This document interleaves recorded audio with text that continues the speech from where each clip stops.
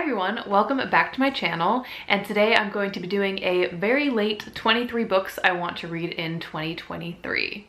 But first, we must take a moment to appreciate my shirt, which says, I think, I can't really read it, I'd rather be watching the 1999 cinematic masterpiece, The Mummy, starring Brendan Fraser and Rachel Weisz. Let's just go ahead and dive into my TBR for the year. This should be a fun one because I have split it up into subsections. So the first 9 or 10 books of this are going to be series that I want to continue, that I've read at least the first book of. So we're gonna just go ahead and jump right in. The first book on my list is actually coming out in 2 days, and it is my most anticipated release of the entire year, of like the last 2 years, and it is Chain of Thorns by Cassandra Clare. This is the last book, I'm so sad, in the Last Hours series from her. It is her newest trilogy, obviously, since it's coming out this week. But it follows the kids of the characters from one of her older series called The Infernal Devices. So it follows those characters, but their children, and also them, obviously. And I'm just obsessed. I can't even explain it. I think that when you find Cassandra Clare characters that you really connect to and you grow attached to, that really will make or break a series. So I didn't really care for any of the characters in the Mortal Instruments series other than Alec and Magnus. I love Malik, huge Malik shipper. And in Infernal Devices, I really love Jem. And Will and Tessa were fine. I really liked their relationship, like the three of them, like how their relationships progressed and what Cassandra Clare did with that. But because Jem was the only character I really was attached to, I didn't really care that much about what was happening. And then the other series, I don't even remember much about it. I really liked Mark and Christina, and that was pretty much it.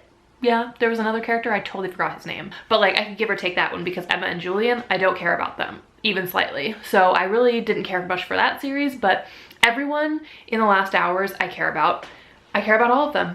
I mean, except for this one character who just ruins everything, and she's terrible, and if you've read it, I'm sure you already know who I'm talking about.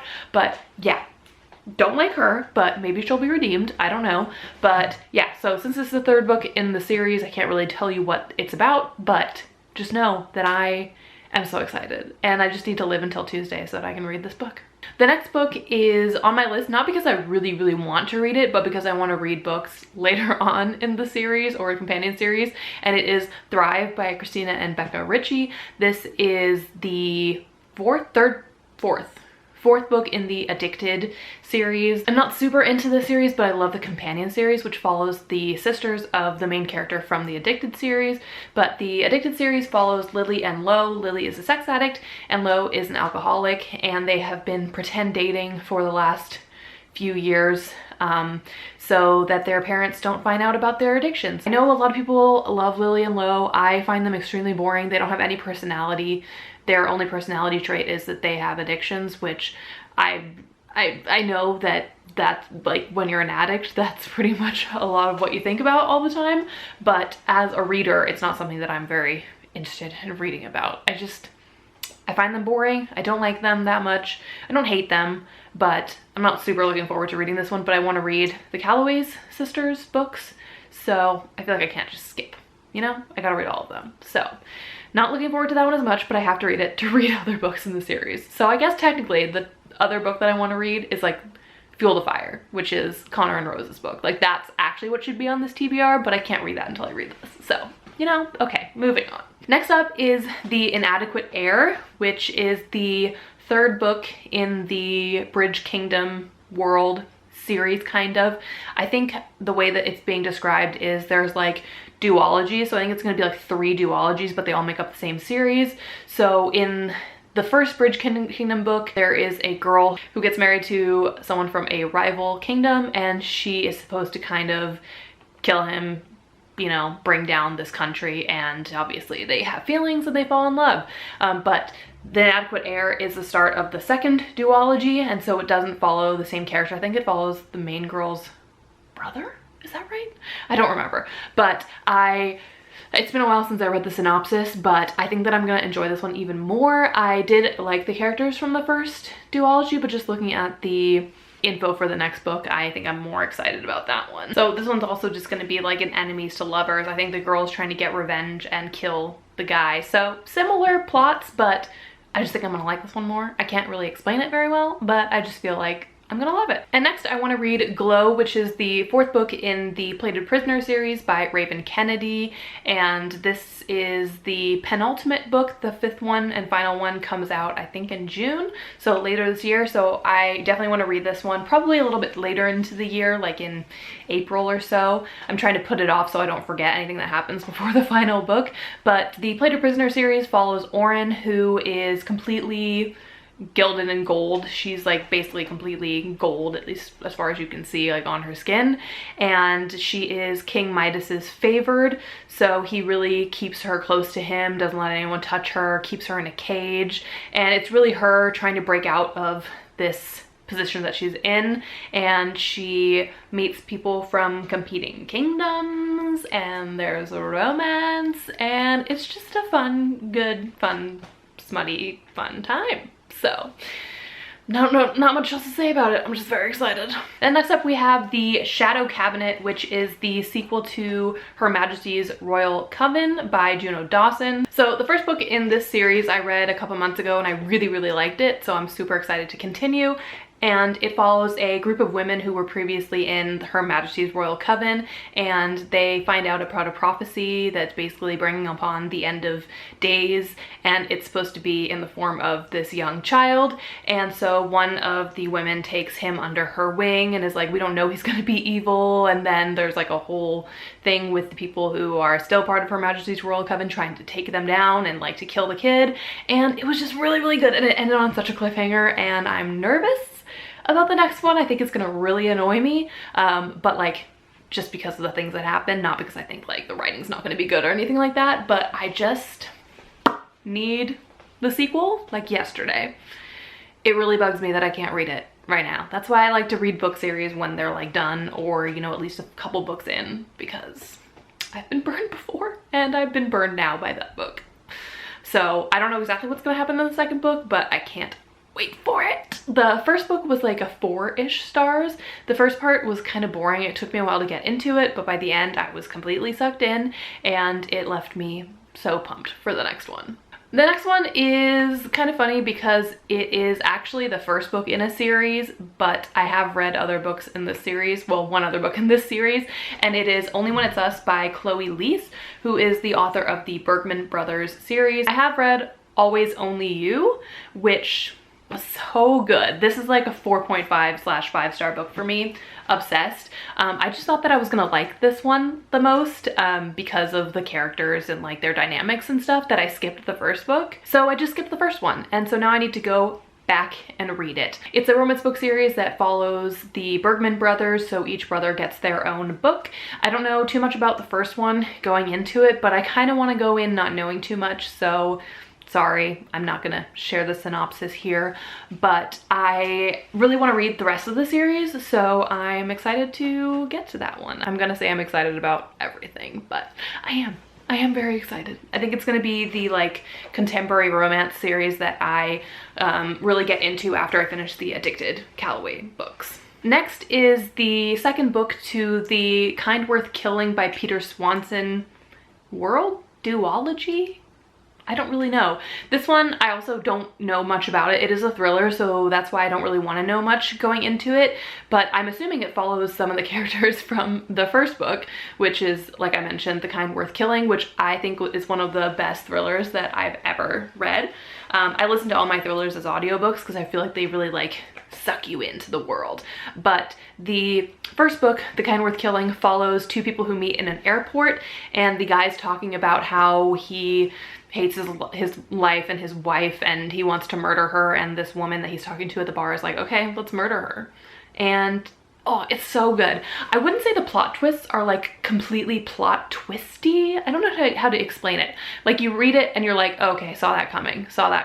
But there's so many of them, and it changes perspectives, and like some people will leave and then some people will come in, and it's just like a whole experience. And it was just like a really fun book to read. I have heard not great things about the rest of Peter Swanson's books, especially 9 Lives from last year. So maybe I'll just stick to this series.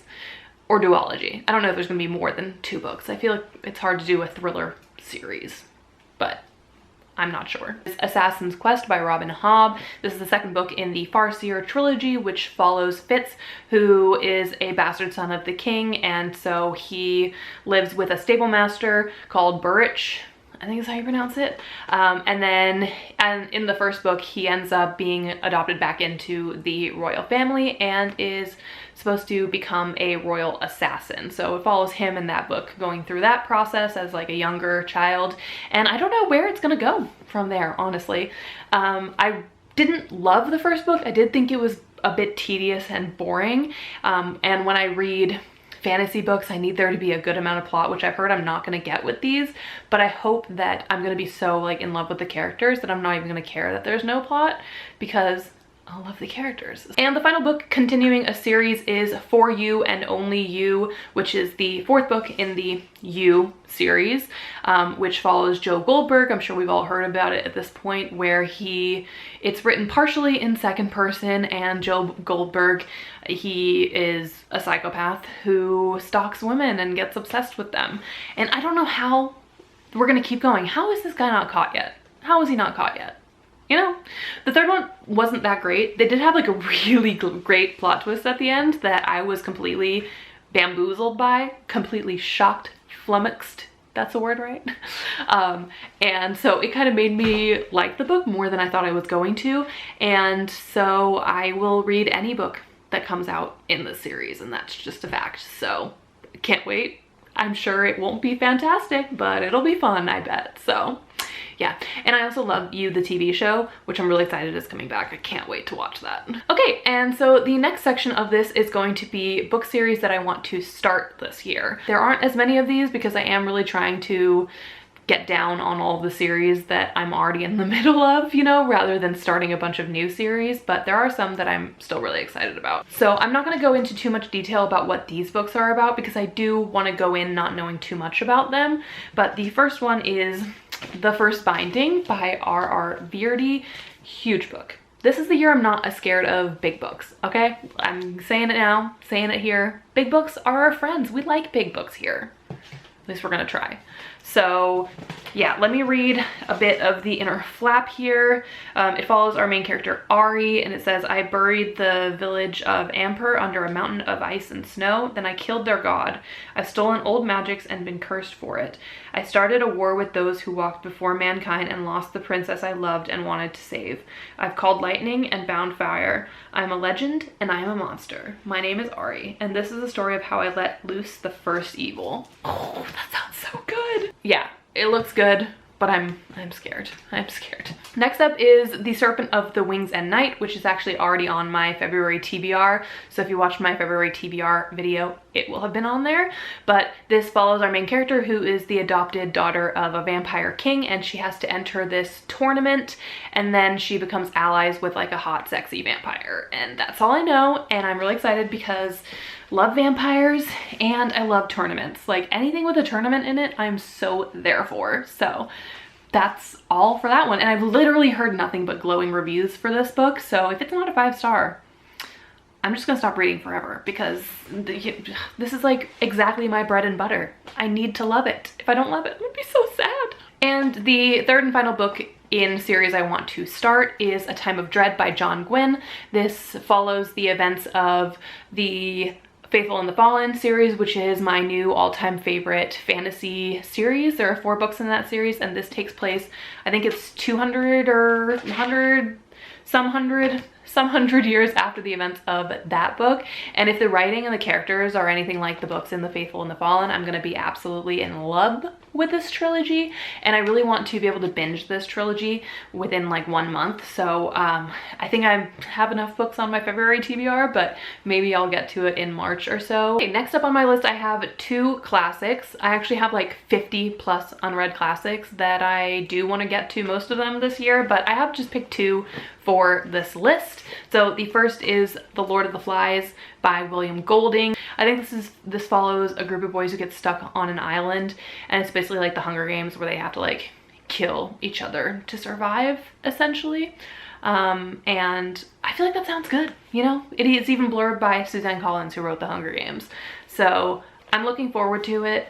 This was one that I probably was supposed to read in high school, but I never did, so now it's time to read it. And next is the biggest book I will probably ever read in my life, and it is War and Peace by Leo Tolstoy. Oh, I'm scared. Guys, I'm really scared. I read the first like page of this and I did not understand a single dang word. And also I don't know what this is about, but I'm assuming it follows war and peace. Probably, maybe, I don't know. And the next section of books is going to be standalone books. So as far as I know, these are not part of a series. They will be standalone books.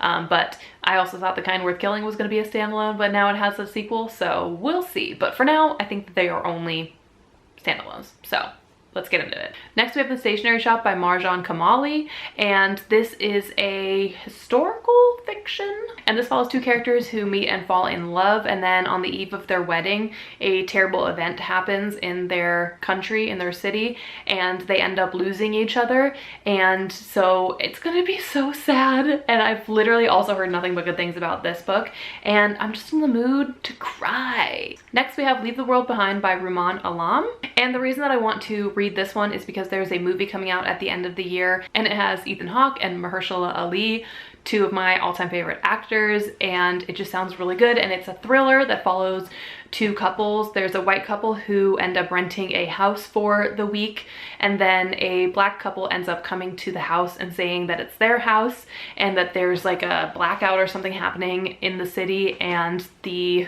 other couple has to decide like if they should trust them, and it's like a thriller about that. So it sounds like really interesting. I've never heard a premise like that before, and I definitely want to read it before I watch the movie, which I definitely want to watch. So I gotta read the book, obviously. I will say that the ratings are not great on Goodreads. It's a 3.19, but you know, it's a thriller. I always have fun with thrillers. I have faith that it'll be good, but I will look at some reviews. All right, then we have Monday's Not Coming by Tiffany D. Jackson. I really want to read pretty much all of Tiffany D. Jackson's backlist titles this year, and this is one of the ones I'm like the most interested in, even though I'm interested in all of them. I've only read one book by her before, and that was Let Me Hear a Rhyme, which I probably read like 4 or 5 years ago at this point, but I absolutely loved it. 5 stars. It was so good. So I really wanted to read more of her works this year. And the synopsis for this one's kind of vague, but it seems that Monday is the main character, or the main character's friend, who goes missing basically without a trace. People can't remember the last time they saw her. Her mom is being no help. Her sister's being even less help. So our main character, Claudia, is just trying to find out what happened to her friend. I'm hoping that maybe I can do like a Tiffany D. Jackson reading vlog at some point this year. So I'm really looking forward to doing that, and I can't wait to read more from her. And then we have Yellowface by R.F. Kuang. R.F. Kuang wrote the Poppy War trilogy, which I really enjoyed. The first book was my favorite. The second book had an amazing ending, and the third book I found a little bit underwhelming, but I still really loved her writing. And she also wrote Babel, obviously. I read that last year as well. That one I also thought was a little bit boring, but so well written, and the ending totally made me cry. So this is her first book in not a fantasy setting, so I don't know much about this, but I believe it deals with main characters who are in publishing, and I think that myself and many other people are very excited to read it. Next we have Honey and Spice by Bolu Babalola, which is a romance with the most beautiful cover that I've ever seen in my entire life. So it's basically a cover buy, cover want to read, but I have also heard some pretty great things about it from some of the people that I follow on BookTube. Okay, and this sounds really fun. It's kind of like an enemies to lovers fake dating book, and it follows our main character, who is the host of a radio show, and she has always warned women against the male main character and told them like not to date him and things like that. So she like really doesn't like him at the beginning, but then they have to enter a fake relationship because her show is on the brink of being canceled, and he needs to salvage his reputation. So they decide to fake date each other to, you know, be mutually beneficial to each other. And then of course they're gonna fall in love, and I can't wait to read it. I want to read it right now. Bye. No, just kidding. I'll read it after I'm done with this video. And the last section here is going to be some nonfiction that I really want to read. And the first book on this list is Against White Feminism by Rafia Sekaria. And I'm always trying to find new feminist literature and feminist nonfiction to read. So this one delves into white feminism and how a lot of times white feminists will completely erase or talk over people from the LGBTQIA community and women of color. So she really delves into the problems of that, the underlying problems of that, and why it's important that everyone who identifies as a woman has a safe space to share their experiences, their thoughts, their feelings, everything like that. So that's definitely one that I'll be getting to this year. And then the other three nonfictions are all memoirs, autobiographies by famous celebrities that I really like. The first one is one that I'm actually already reading, so sorry, I'm cheating, but it is Beyond the Wand by Tom Felton, and he's the one who played Draco Malfoy in the Harry Potter movies, so it's just his life experiences, you know, working on Harry Potter and stuff like that. I don't know how else to explain it. That's just what it is. And so far I've really liked his writing, and he's really funny to listen to because he narrates his own audiobook. And then we have Friends, Lovers, and the Big Terrible Thing, which is written by Matthew Perry, and he is the one who played Chandler Bing in Friends, and I'm assuming it's also just going to be about his life. Wow, I'm really going into this very well. And it's very public knowledge that he struggled a lot with drug abuse in the past, so I'm assuming that's the big terrible thing that he'll be talking about. So I'm interested to hear more about that part of his life, and then also, of course, like the snippets of information about Friends, and you know, who doesn't love hearing about other people's love lives? So I think the whole thing is going to be really great. And the final autobiography and the final book on this list is Will by Will Smith, and this also follows Will Smith and his life. I love Will Smith, always.